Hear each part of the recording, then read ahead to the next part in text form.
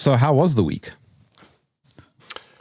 Well, I think as they tend to do, it disappeared in a flash, and I guess we have to take that as a good sign. I know some people might think differently, but yeah, I think it's been great. I mean, for certainly for UK column, you know, I think at the end of the last episode of this, I was talking about, you know, looking forward to this week and the stuff that we might talk about, and I think for us the news cycle in a way is as bizarre as always, but I think the format that we have and the ability to talk about it in extra at greater length is fantastic. I think personally and professionally, it helps to be able to talk afterwards in a less formal, less time constrained capacity. I think that does actually make a difference. I think it's easy to get so caught up in something that you're reporting on that by the time you do it's in a sort of different part of your brain, and so to have that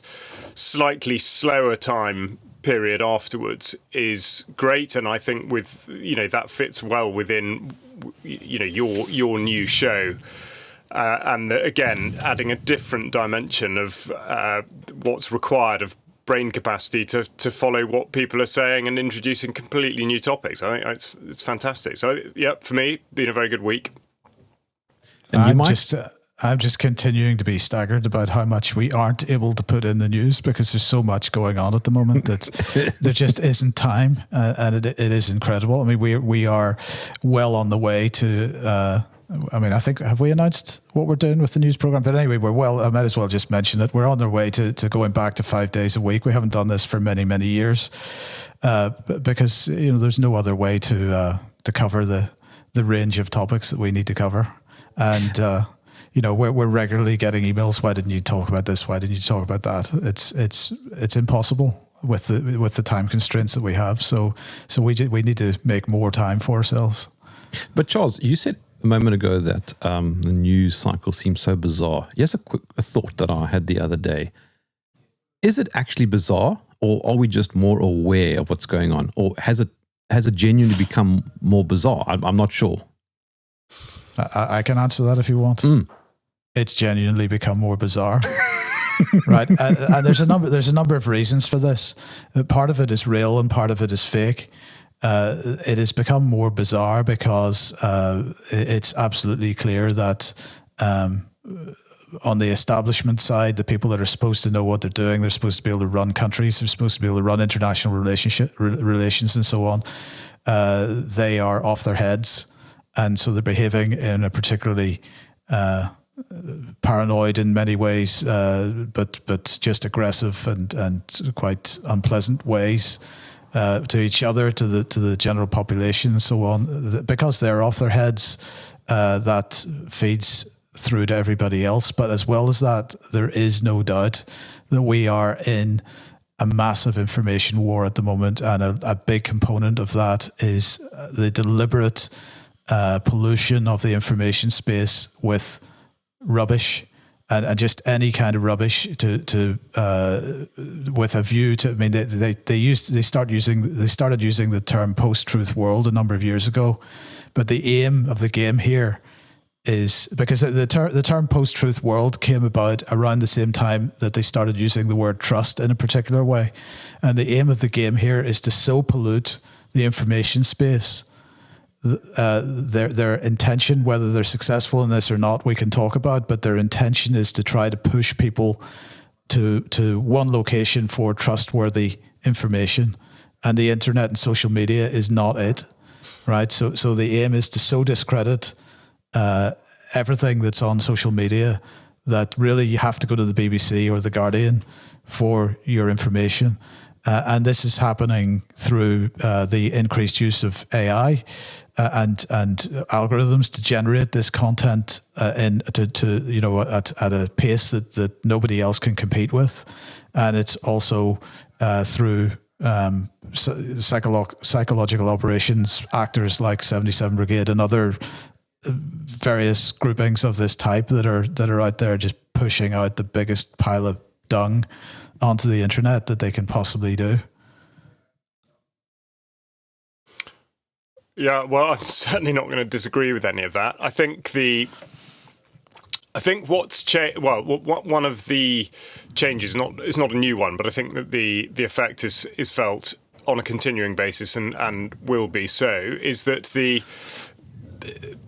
because everybody has been drawn in, exactly like Mike says, this extraordinary space, whether it's the internet or social media, or however exactly you term it. But the point is that the weighting of content across that medium is not like it was before. The ability of somebody to have something bizarre or stupid or wrong or questionable, whatever, for that to be magnified or multiplied in a way that never would have happened previously is quite commonplace now. And I think what has happened ever since I suppose they felt that it was inevitable and they had to, but when the mainstream publications started to, first of all, quote people from social media and then started to use it themselves,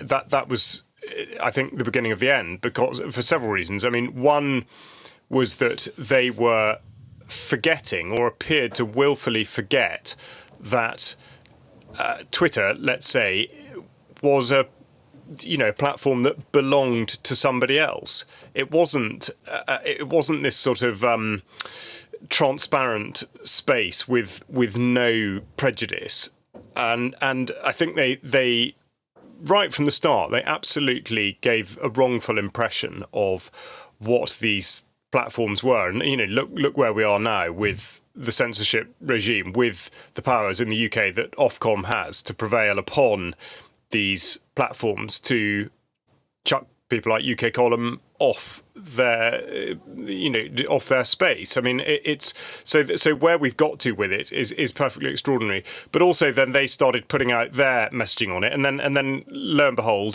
the government follows suit. And I mean, the whole thing is it's the gutter, really, and a lot of these people and organisations really should not belong there. And in fact, just to exemplify that, I was just bringing up an image. I might report on this next week. I saw a tweet yesterday, I think it was. I mean, the sensationalism is just childish and extraordinary.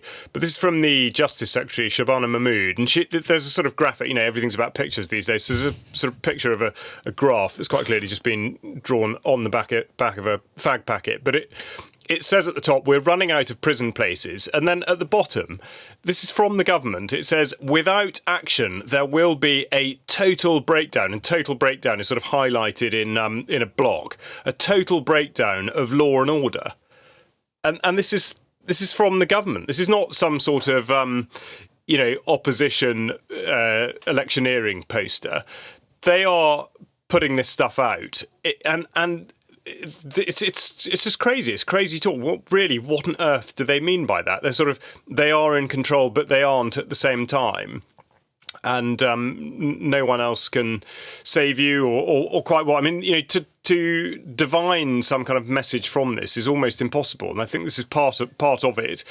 People are so incredibly confused, exactly like Mike says, on both sides. I mean, the people that are putting the messages out don't even understand really what it is they're saying. But I think a part of that is because of the factors I describe, and that people have moved into spaces they never should have done.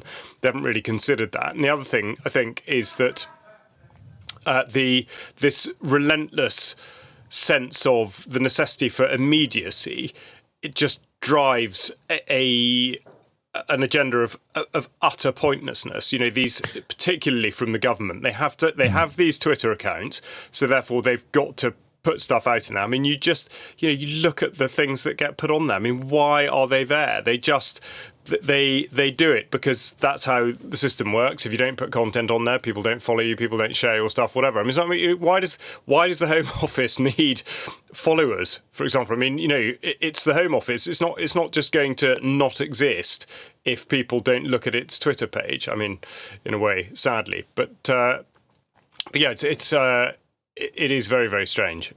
One of you mentioned post-truth, and something that I was thinking about recently is exactly that.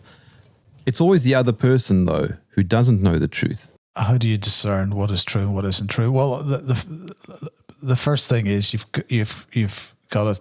I mean, I'm not accusing anybody here, but we have to stop being lazy.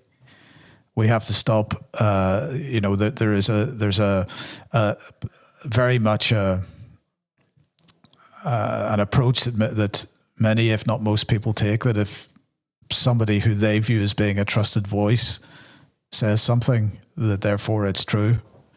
And that's not necessarily the case. That applies to me. The last thing I want is for anybody to take anything I say as being gospel or the truth. That's not the point. I'm putting out information which I believe to be correct. Otherwise I wouldn't put it out. But that doesn't make me above criticism and it certainly doesn't mean that I'm a credible source that should just be without criticism accepted. Everything needs to be checked, and it needs to be checked with primary sources, not with I don't care what platform you trust, in inverted commas.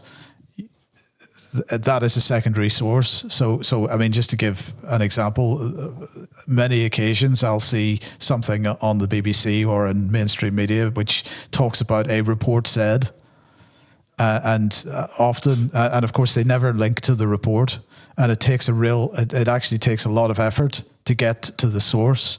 And when you get to the source, you find that the source didn't say that at all. They've spun the story in some way. So the key thing is to drop the laziness and actually put the effort into trying to work out for yourself what the truth is, and that means going to as close to the source of the information as you possibly can get. And then you can start to analyze and make a decision for yourself about what the truth is. I mean, assuming there is an objective truth, and I believe there is an objective truth, because ultimately, something has happened, and something is correct. The trick is to try to identify what that correct thing is, and the only way to do that is to put the effort in. And most people don't do that. Most people simply share the sensationalist material that they find on social media without any discernment or actually working out whether it should be shared or not. And that in fact, every time somebody does that, anytime somebody looks at a post on social media uncritically and just shares it, they are doing the other side's job, because because the other side, the establishment wants rubbish shared on the internet, because that gives them the justification for everything else that they do in terms of the censorship regime. And so, it is, in my opinion, beholden on us all to actually not just with, as a knee-jerk reaction, share the latest sensationalist post. You've got to put the effort in, work out, is it correct? And if it's correct, absolutely share it as hard as you can, but only once you're happy that it's for certain correct. Yeah, I mean, I think, like Mike's saying, I mean, the issue is, well, insofar as truth is concerned, is there one objective truth? And without wanting to sort of dodge or complicate the issue, it does depend. It depends on, if you're the example you use, where, say, the BBC will cite, refer to a report, which also, by the way, one should add, is usually a report that's come out well over 6 months ago and hasn't been addressed at all, but probably will have been dealt with by UK Column. It's something like that. You can go to the report and you can see for sure that what has been reported by the third party is just not correct. So there you can find an objective truth there. I think in a lot of other situations it's a little bit more nebulous than that, perhaps, and that does put us into slightly difficult waters. But then it becomes a matter of belief, and your beliefs are underpinned by very thorough research and an appraisal of all the factors that you can put before yourself. And so we're in a sort of dodgy area, because this does sound a little bit like post-truth and this, that, and the other. But then the absolutes are really rare, and I think we do.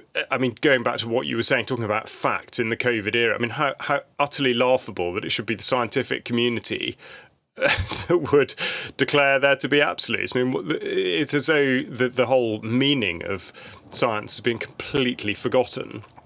I mean, no great coincidence that also was a time of enormous investment, let's say, in science. But that's slightly by the by. I mean, again, etymologically and from an argument point of view, the way we use the word fact now is incorrect. I mean, a fact was never an absolute truth. A fact was, I mean, the derivation of the word is to make something. So it's to make a position, it's to make a statement.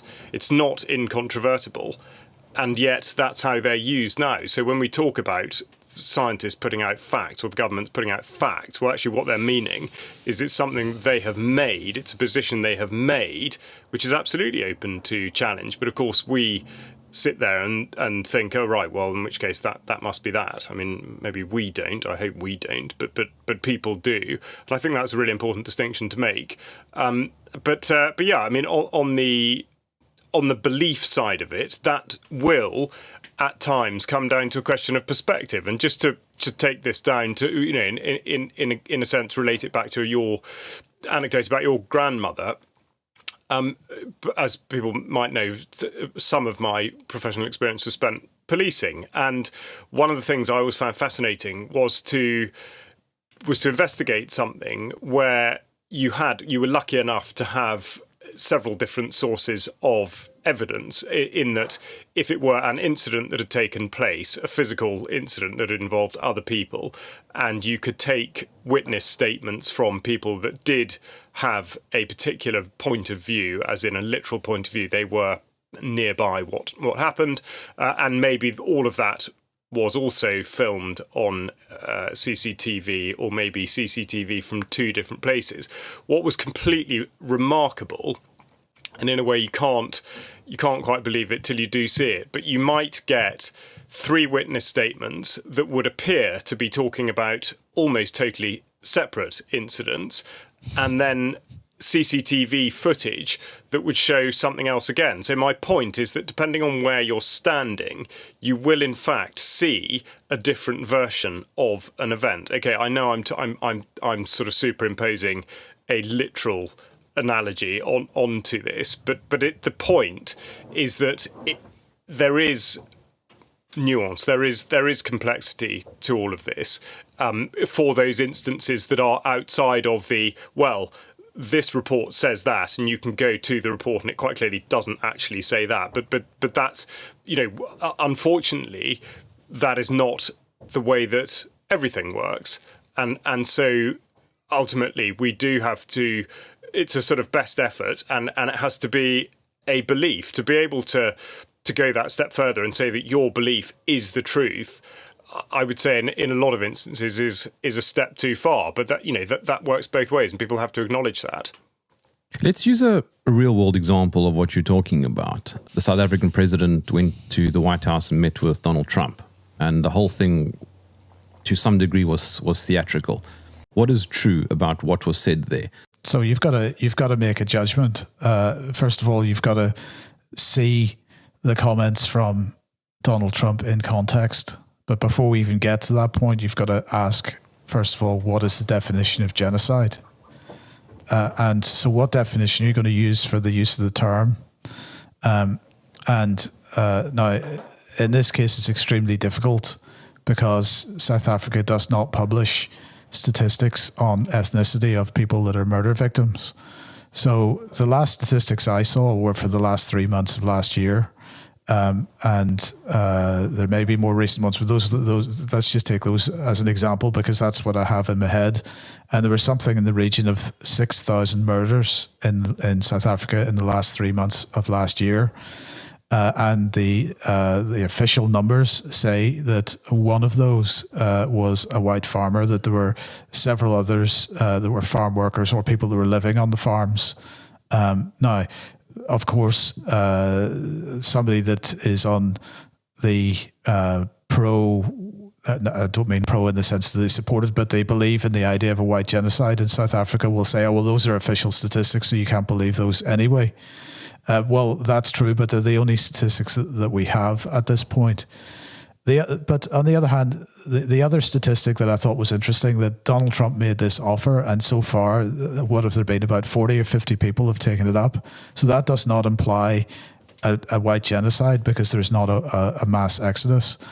Now, what I think we can say is that since the ANC has come to power, they have certainly allowed, for whatever reason, they have allowed significant lawlessness, and you know, that figure of 6,000 murders in 3 months is you know, incredible, and I don't know how any country can stand for that. But my understanding of it is that without doubt there is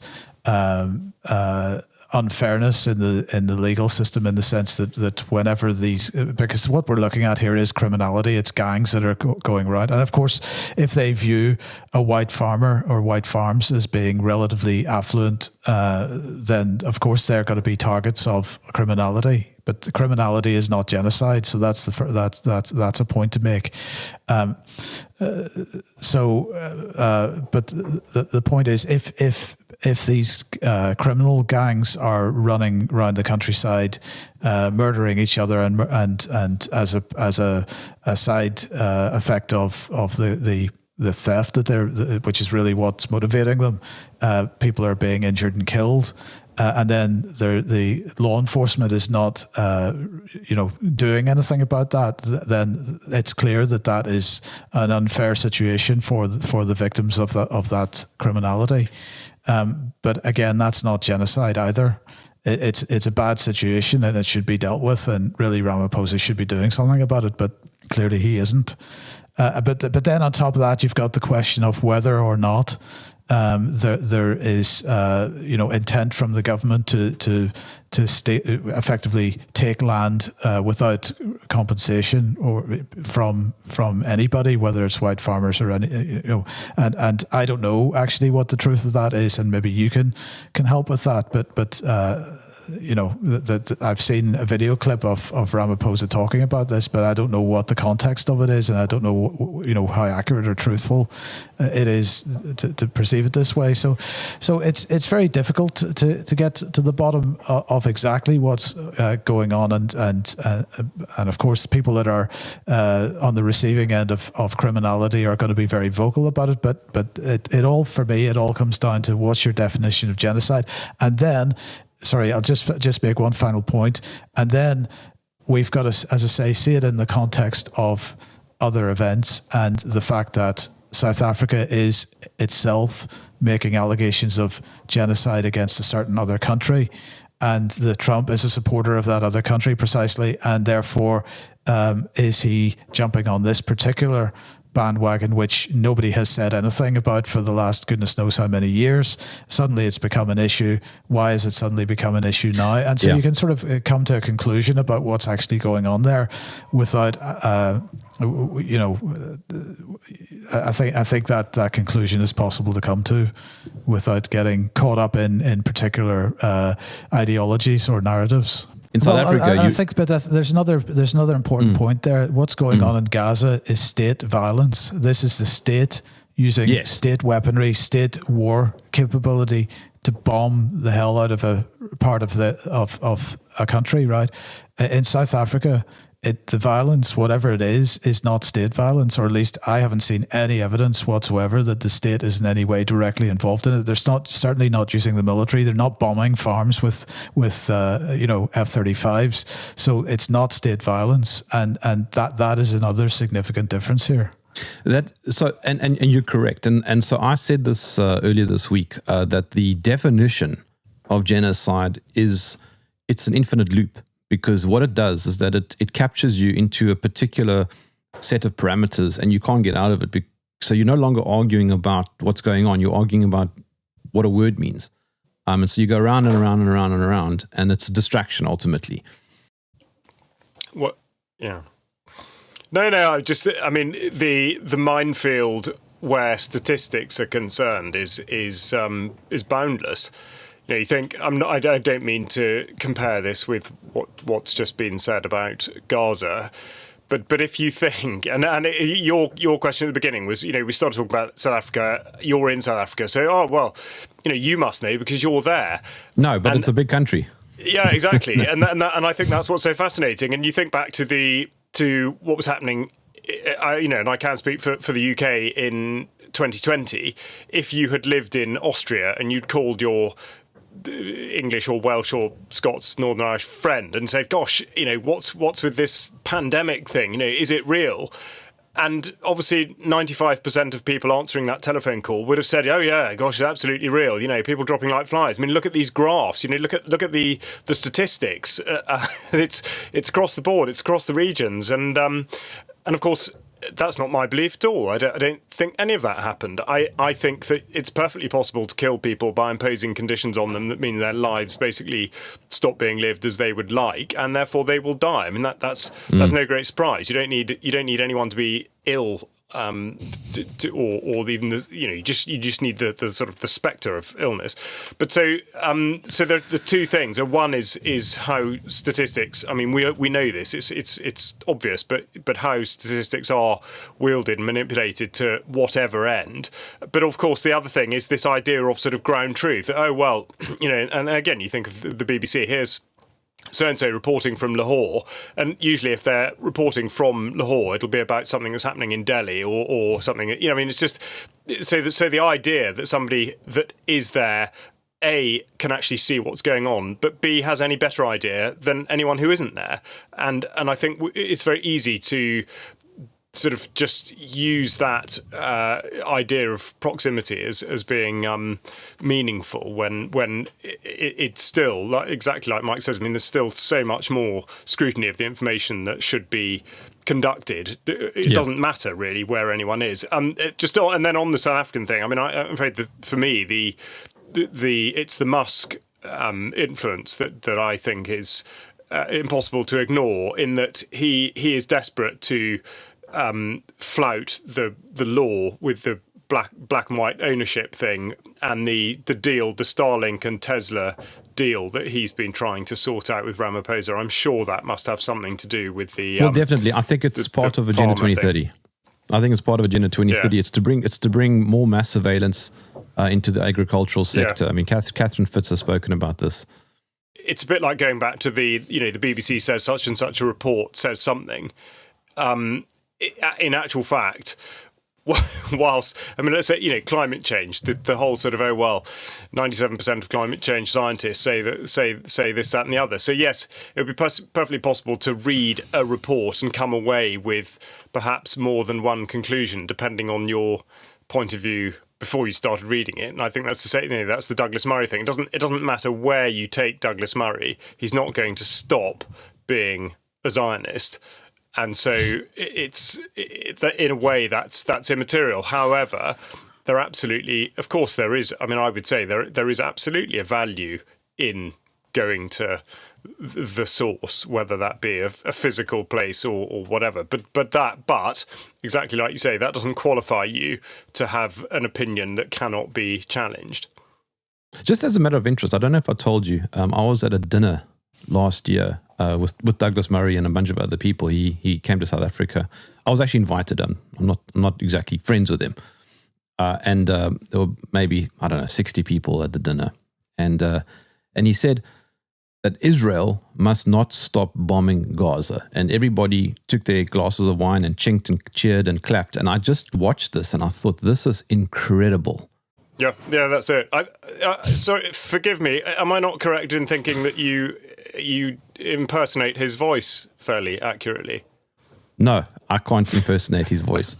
I can't even sound British. What are you talking about? I thought you did quite a good Douglas Murray. I thought I heard you say it the other way. Oh, well, okay, fair enough. It wasn't something to work on for next week. Listen to my accent. I can't even come anywhere close to your accent. Well, that might be a good thing. Yeah, I mean, but that's it. That is exactly it, and it's it's perfectly astonishing. We were talking in Extra on Wednesday's news this week, following a report that Sandy Adams had done about the Delphi technique and about manufacturing consent. And this is it. It is absolutely amazing. She showed a sort of cartoon of a bunch of people all verbally agreeing with something, and the little thought bubble from everybody's heads was, no, that I can't remember what the exact words were, but no, this sounds like a terrible idea.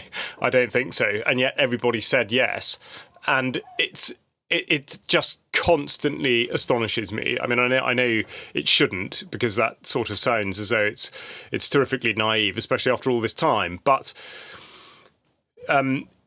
at any level, really, of society where these sorts of ideas get floated or pushed out, there has to be a start point for that. There has to be an initial meeting where somebody says, so, bombing civilians, what do we think?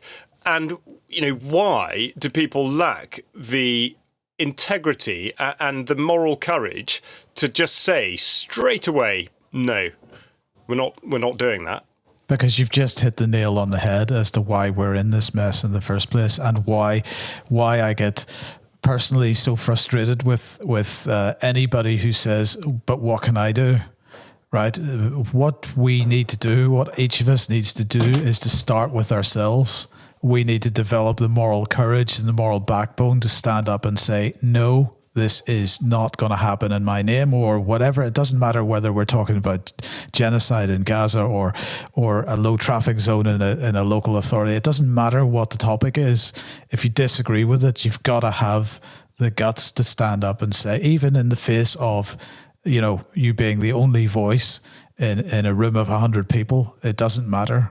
We've got to, each of us has got to start right there, because without that, everybody just goes along, and I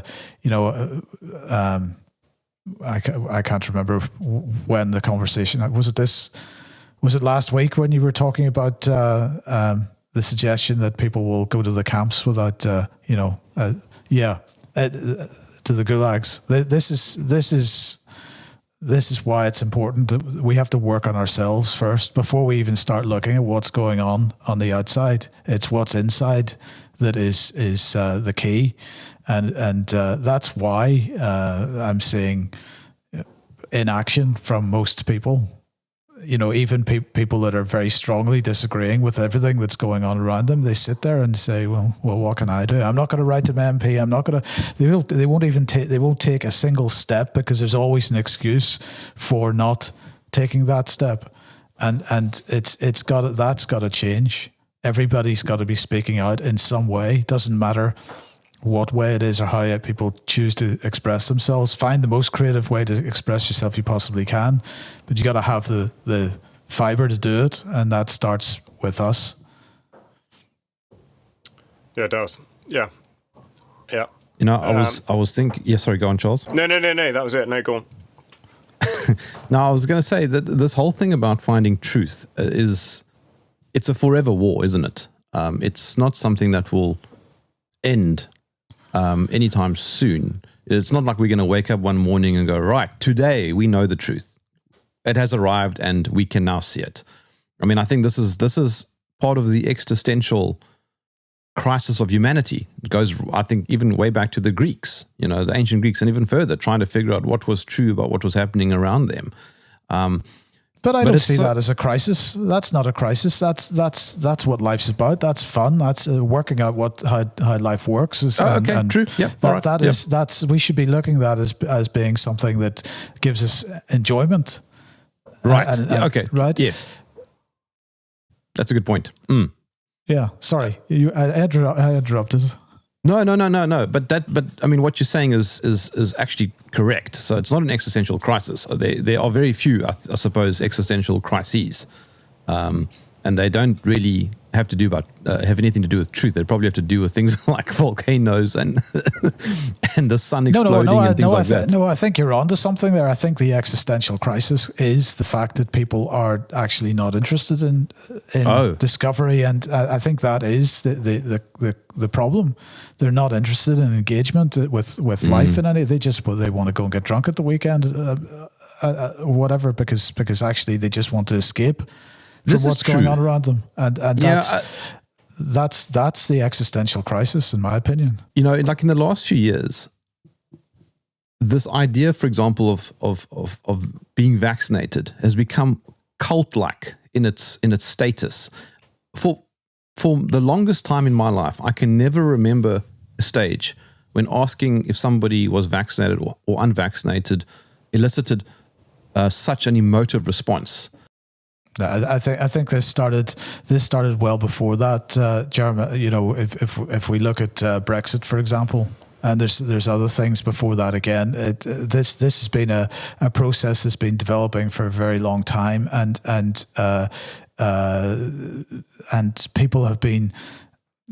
people have had division imposed upon them. But this comes back to this whole conversation about, I mean, this whole conversation explains why that has happened, because people have not been actually engaged properly with what's going on around them. They have then allowed themselves to be driven into one camp or the other. There's the camp that wore masks, the camp that didn't wear masks. There's the camp that voted Brexit, the camp that didn't vote Brexit.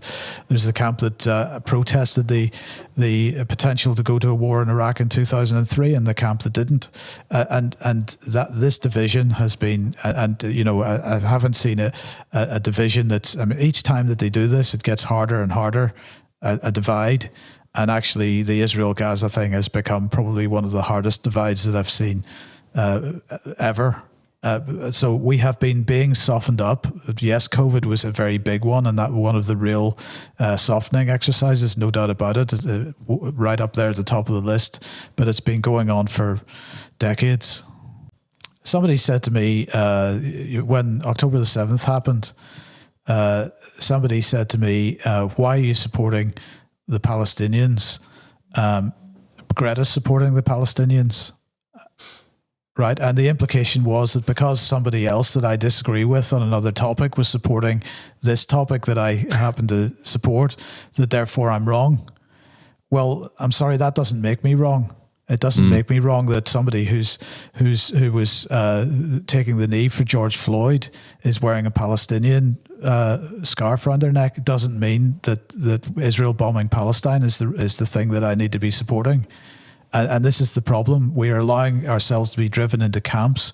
You know, one of the things that I am probably proudest of with respect to the UK column is that we'll get equal criticism for being left wing and right wing. Nobody knows what the hell we are, and this is the point, because I'm looking at things in terms of you know, what I think is the right thing, you know, what I think the truth is, and as I said before, that doesn't mean that it's objectively true, but certainly I'm doing my best to try to get, as far, you know, we all are trying to get to what is objectively true. But I'm not gonna make my judgment on what true is based on whether I consider myself to be conservative this week or whether I consider myself to be a socialist next week. That's not how it works. You got to take each issue on its merits. The main thing is that most people now would not know a principal if it ran up to them in the street, pulled their trousers down and punched them in the face. They just they don't get it. And so how do we live in a world where for 2 years solid, we were told that we were saving lives. We had to do everything we could to save lives. And then the moment the illegal Russian aggression started in February 2022, we had to then quickly kill as many people as possible. And then when in October 2023, some Israelis were killed, which was reported as being a terrible tragedy, we then had to make sure that a lot of Palestinians were killed to make up for it. I mean, it's absolutely absurd, and it comes down to very, very straightforward principles. And if you follow principles, you really don't go far wrong. But of course, people have utterly lost sight of that, which is why it is so easy to manipulate division. Because people just totally forget what it's about, and you do get, and then you will get, oh gosh, no, well I can't support that this week because Greta's already got there first, and I don't agree with her. Well, I mean, because actually, funnily enough, that was even on the news. There was that She was she was in Tbilisi. She was. Do you remember there was that rather awkward video of her dancing in the streets in Georgia? And I think I made a throwaway comment. I said I felt rather sorry for her because she did look a little bit pitiful. She was just sort of dancing, not terribly convincingly, on the street in Georgia, and it was all a bit awkward. And at a very human level, of course, I felt sorry for her. I feel sorry for her for a whole host of reasons. She should not have been put in that terrible position of just a lifetime of absurd pressure that she frankly sort of had no part in, didn't really understand. So of course I feel sorry for her. But then the next thing is there are sort of comments about, well, how can you sympathise with Greta or this, that, and the other? And okay, it's the principle. It's not. I'm not saying now suddenly, therefore I have to fall in line with absolutely everything she's ever said. It's not how it works. Anyway, should be very simple. Your point about principles and values is for me foundational. So that's why I make a very clear-cut argument that I think that people need to have something to believe in. Now, this is going to sound a bit woo-woo, but I have come to realize that, for example, believing in nothing is a great way to be manipulated and influenced. So I don't care if you're a Muslim or if you're a Christian, but at least you have a set of values. I don't have to necessarily agree with your values, but at least you have a set of values on which to base your decision making. I think you've hit something quite important there, because that is something that I've had sent in my direction. I don't know whether Charles said this in the last number of months, once or twice. Why did you talk about this in this way? Because you're beginning to sound like the BBC. What that sentiment represents is the idea that if it's on the BBC, then it has to be, you have to take the opposite position. So the BBC can never be right about anything. This is very dangerous because, of course, it's not, life is not black and white, and we've sort of touched on this already. But life is not black and white in this way, and there is nuance, there's shades of grey, and sometimes the BBC covers things. The facts, as they say, speak for themselves, and the BBC has no choice but to explain things as they are in some cases. If we simply allow ourselves to say that there is no truth ever in anything that comes out of a mainstream mouth, whether it be a politician or the BBC or whatever it happens to be, then we, without question, end up going down blind alleys and being taken in directions that are not productive.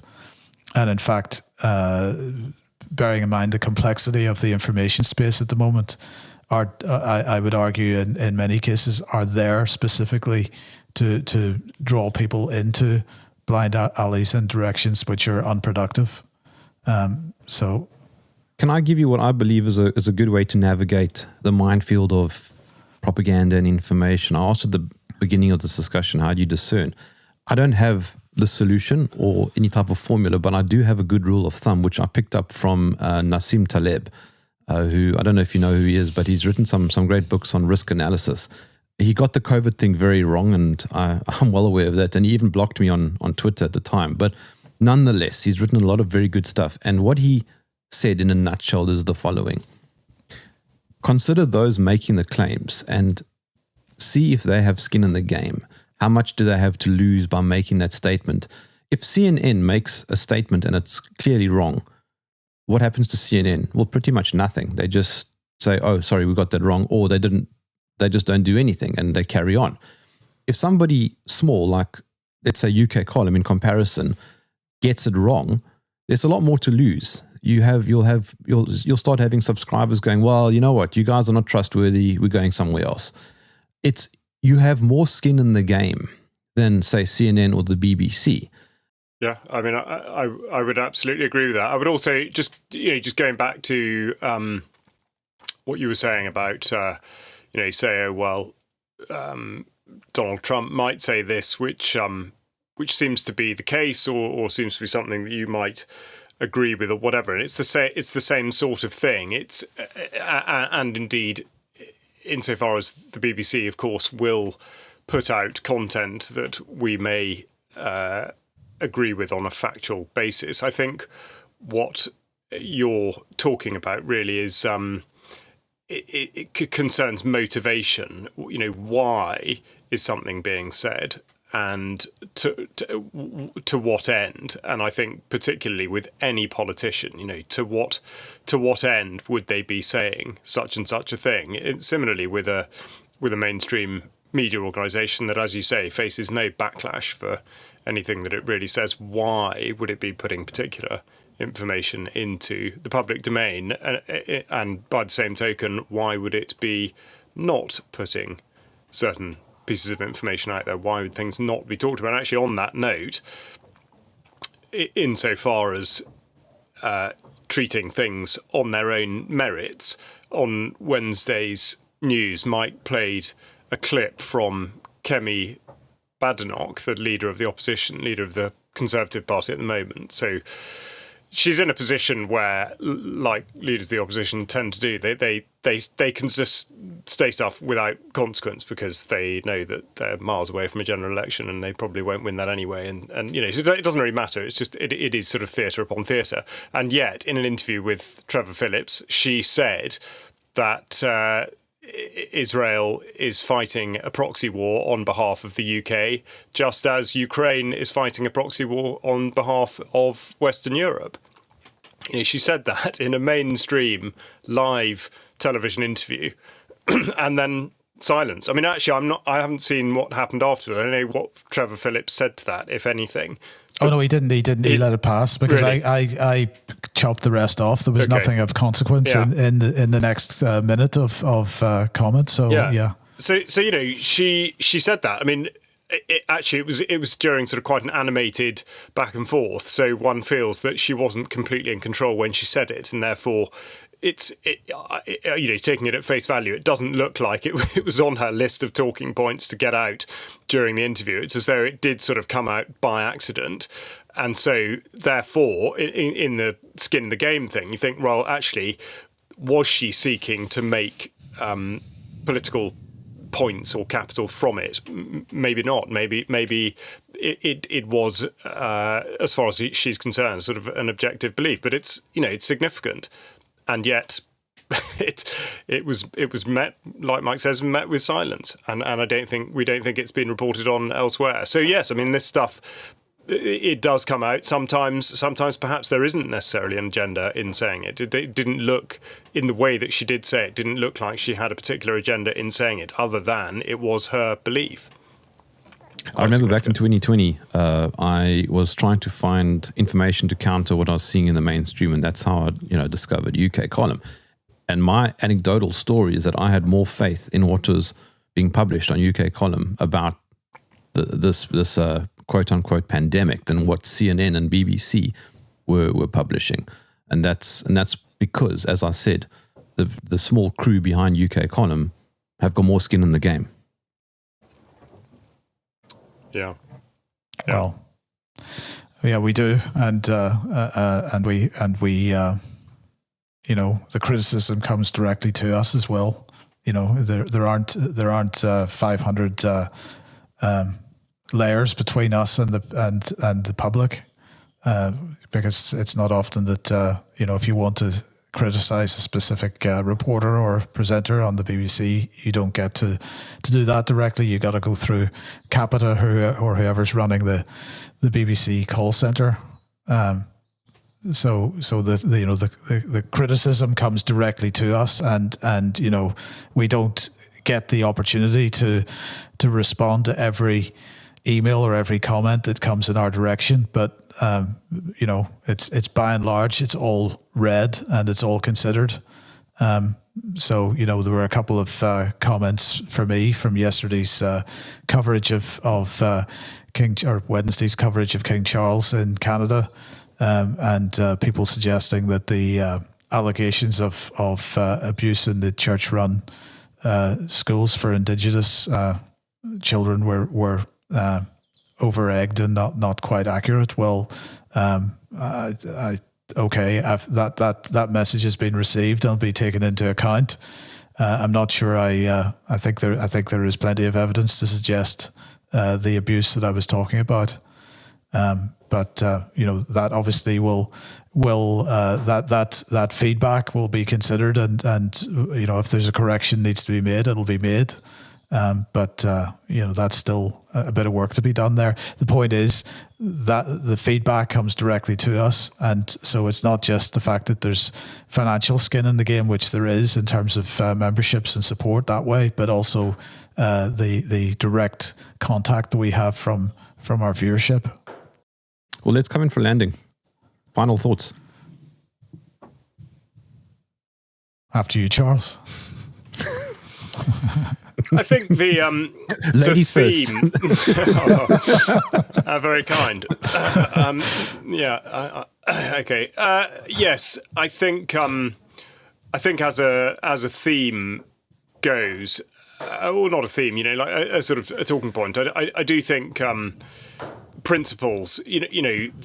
The really elemental aspect of dealing things on their own merits. So exactly like we've been talking about, why would you make a rod for your own back and disagree with an organisation or a person based on who they are? I mean, that sounds like an extraordinary prejudice to carry around to, I would say, no effect or only a negative effect. So taking everything on its own merits is a much more straightforward way to approach things, and I think in the pursuit of an objective truth, if such a thing exists, that's the way to go about it.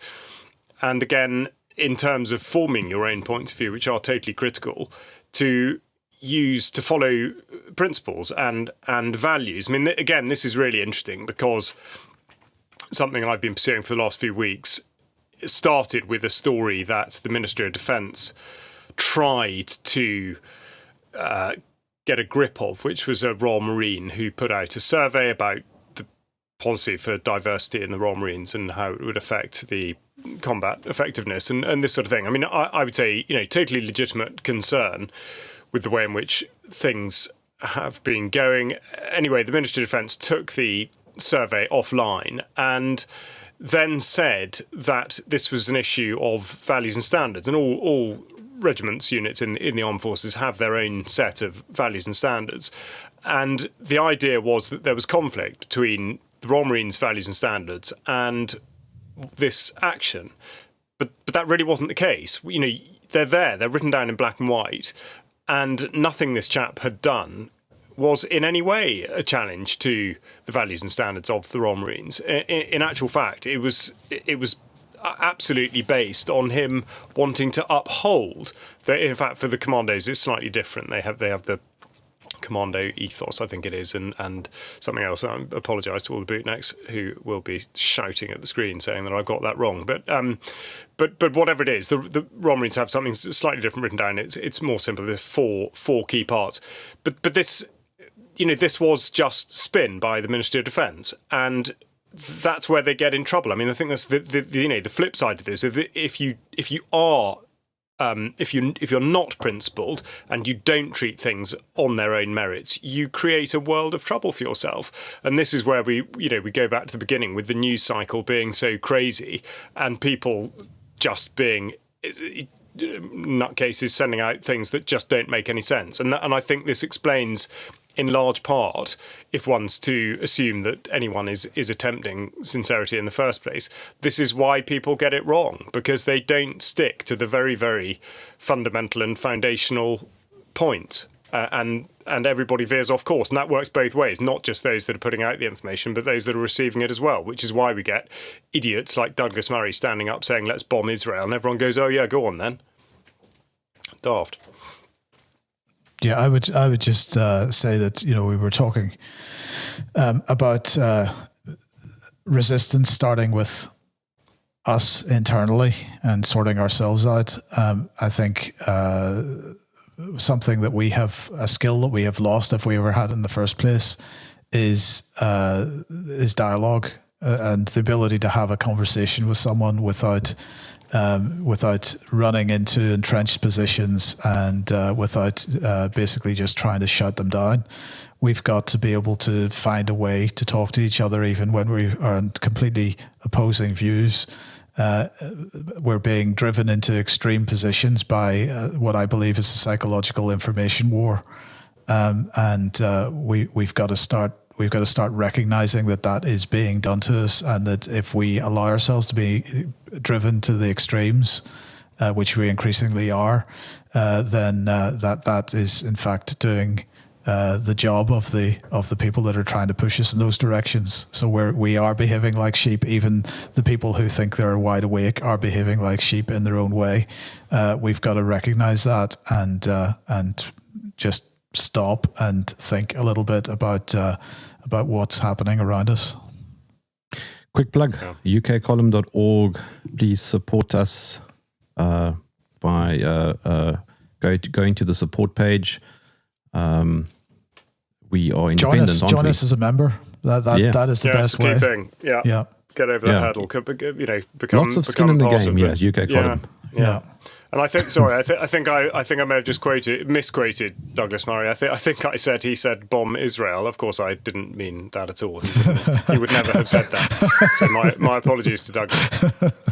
Yeah. All right. On that note, gentlemen, Charles Mallett, Mike Robertson, thank you for joining me in the weekly banter trenches. Thank you very much.